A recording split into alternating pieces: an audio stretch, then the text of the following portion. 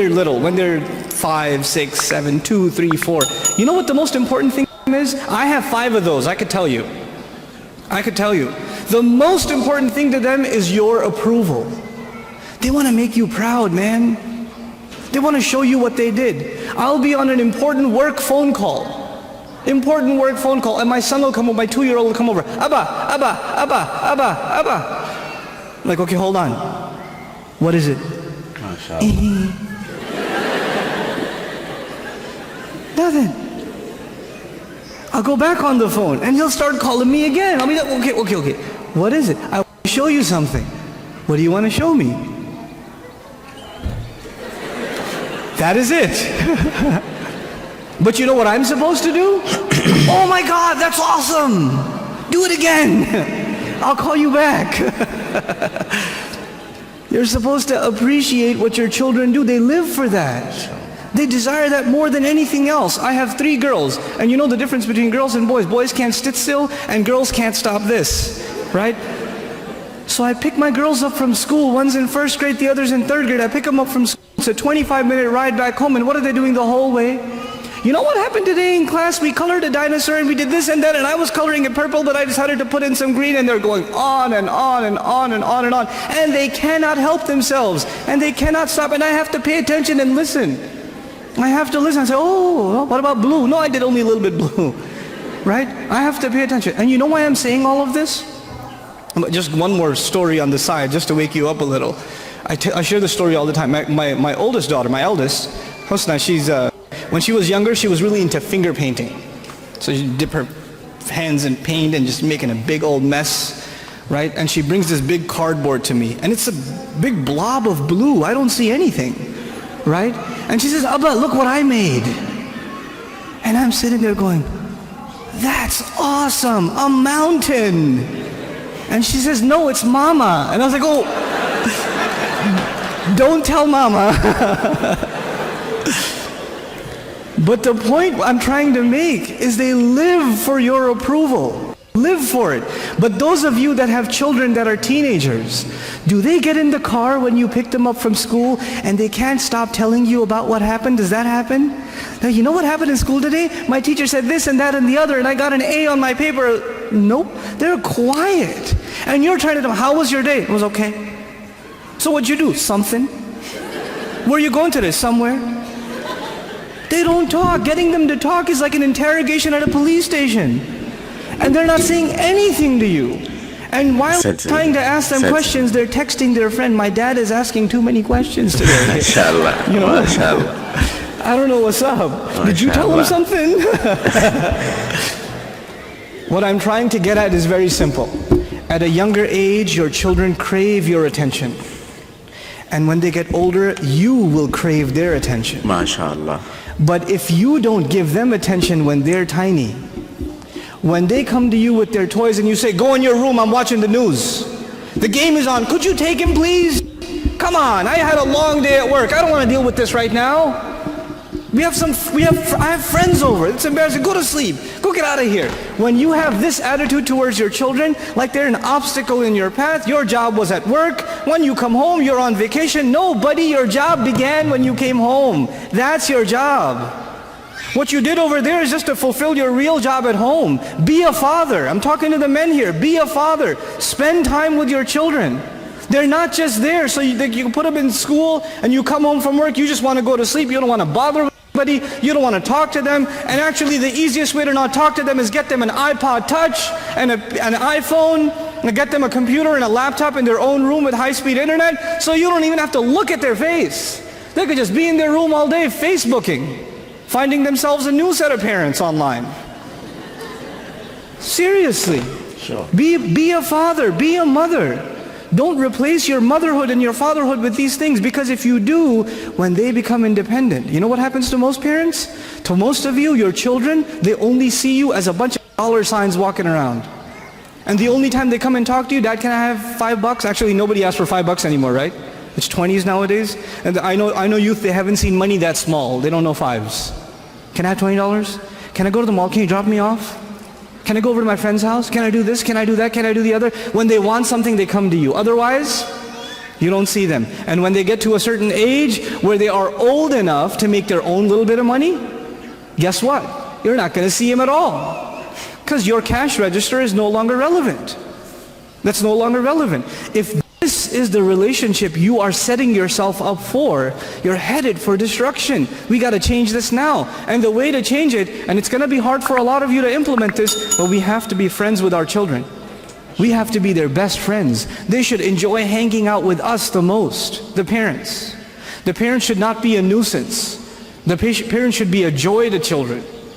They should be a joy to them.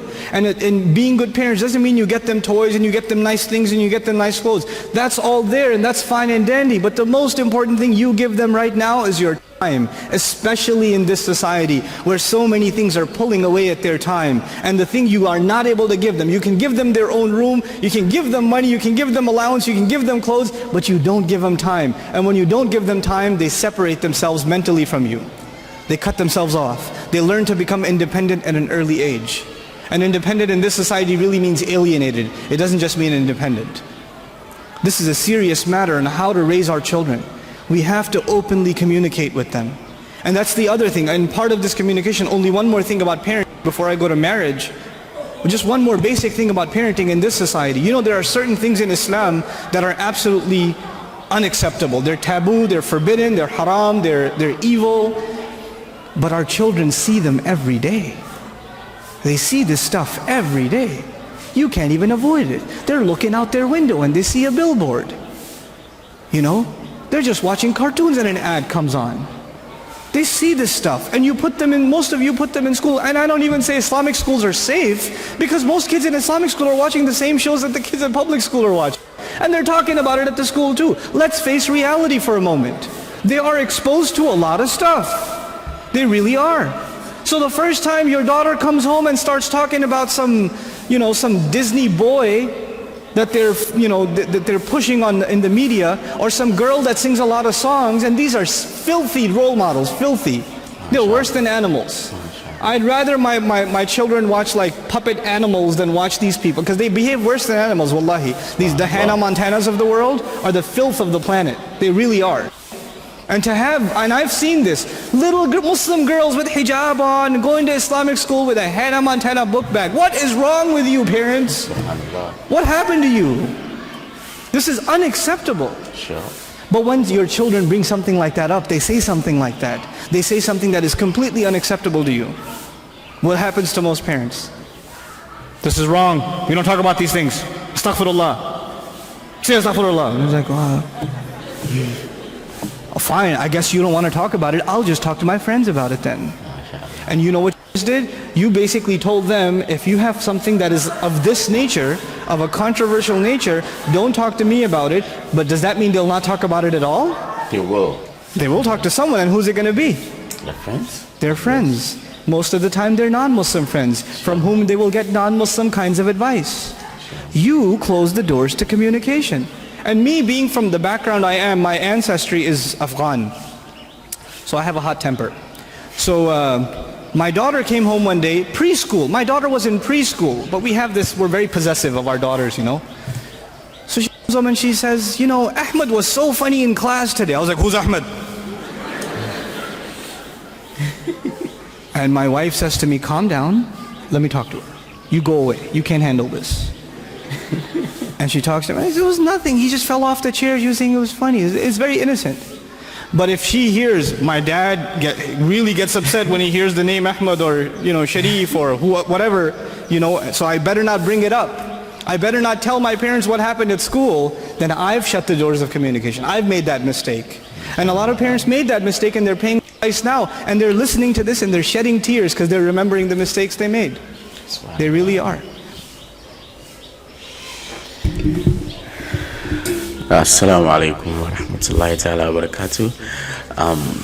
My wonderful viewers, my wonderful subscribers, this has been yet another video of our Sheikh Nouman Ali Khan on how to raise our daughters.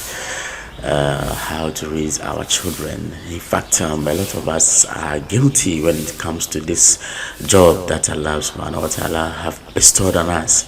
We see that often, as Sheikh is saying, we tend to do just as he's saying. We ignore them when they need us the most. If you are listening to me, are you part of those people who ignore their children when they need you the most? Or are you trying your best? Inshallah, our best could never be enough, but we've tried. We should always try and pray that Allah subhanahu wa ta'ala guide our children, guide them, give us the strength to be with them, give us the strength to direct them, show them the path to istiqamah, show them the straight path. As we strive to be on the straight path too, let's try to be let's try to be the role model for our children. As Sheikh clearly said, these days, if you open your TV, if you open your phones, these ads everywhere polluting the minds of the children. So what are we going to do about that? Are we going to change the narrative, or are we going to let it continue? Do you want to have a house where your children will be different? I guess no. So I wouldn't talk much on this chapter. If you have any comments, please make sure you comment. If you have any suggestion, clarification, please do share with us on this channel, and please subscribe to this channel so that we can grow big, we can grow faster. Okay, Salam Alaikum wa rahmatullahi wa barakatuh.